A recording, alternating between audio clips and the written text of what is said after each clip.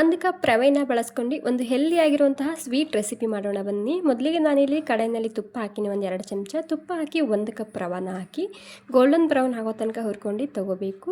ಇದಕ್ಕೆ 1.5 ಕಪ್ ಆಗುವಷ್ಟು ಹಾಲು ಹಾಕ್ತಿದ್ದೀನಿ. 2 ಸೇರಿಸಿ ಸರಿಯಾಗಿ ಮಿಕ್ಸ್ ಮಾಡ್ಕೊಂಡು ಒಂದು 10 ನಿಮಿಷ ನೆನೆಯೋದಕ್ಕೆ ಬಿಡ್ತೀನಿ. ನಂತರ ಕಡಾಯಿನಲ್ಲಿ ಒಂದು 2 ಚಮಚ ತುಪ್ಪ ಬಿಸಿ ಆದಮೇಲೆ ಡ್ರೈ ಫ್ರೂಟ್ಸ್ನ ಹುರ್ಕೊಂಡು ಸೈಡಿಗೆ ಎತ್ತಿಟ್ಕೊತಿದ್ದೀನಿ. ಇದೇ ಕಡಾಯಿನಲ್ಲಿ ಅರ್ಧ ಕಪ್ ಆಗುವಷ್ಟು ಸಕ್ಕರೆ ಹಾಕ್ಕೊಂಡಿನಿ. ಒಂದು 2 ಚಮಚ ತುಪ್ಪದಲ್ಲಿ ಈ ಸಕ್ಕರೆನ ಕ್ಯಾರಮೆಲ್ ಮಾಡ್ಕೊಂಡು ತಗೋಬೇಕು. ನೋಡಿ, ಈ ರೀತಿ ಗೋಲ್ಡನ್ ಬ್ರೌನ್ ಆದಮೇಲೆ ಇದಕ್ಕೆ ಈ ರವಾನ ಹಾಕ್ತಿದ್ದೀನಿ.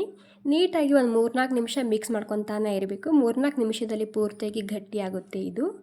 ಓಕೆ, ನೋಡಿ ಗಟ್ಟಿಯಾಗಿದೆ, ತಳ ಕೂಡ ಬಿಡ್ತಿದೆ.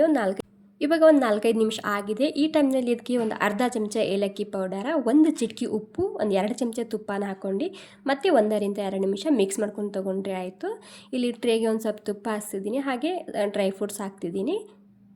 ಇದನ್ನು ಸೆಟ್ ಮಾಡ್ಕೊಂಡು ಒಂದು 10-15 ನಿಮಿಷ ಬಿಟ್ಟು ಕಟ್ ಮಾಡಿಕೊಂಡ್ರೆ ಸಾಕು. ಸೂಪರ್ ಆಗಿರುವಂತಹ ಹೆಲ್ದಿಯಾಗಿರುವಂತಹ ರವಾ ಕೇಕ್ ರೆಸಿಪಿ ರೆಡಿಯಾಗುತ್ತೆ. ಮಕ್ಕಳು ಏನಾದರೂ ಕೇಕ್ ಬೇಕಂತೇಳಿ ಹಠ ಹಿಡಿದ್ರೆ ಈ ರೀತಿ ಒಂದು ಸಲ ಮಾಡಿಕೊಟ್ಟು ನೋಡಿ. ಸೊ ಖಂಡಿತ ನಿಮಗೆ ಮತ್ತೆ ಮತ್ತೆ ಮಾಡು ಅಂತ ಹೇಳ್ತಾರೆ. ಅಷ್ಟು ರುಚಿಯಾಗಿರುತ್ತೆ, ಅಷ್ಟೇ ಹೆಲ್ದಿ ಕೂಡ, ಸಿಂಪಲ್ ಕೂಡ. ಇಷ್ಟ ಆಗಿದ್ರೆ ಒಂದು ಲೈಕ್ ಮಾಡಿ. Thank you.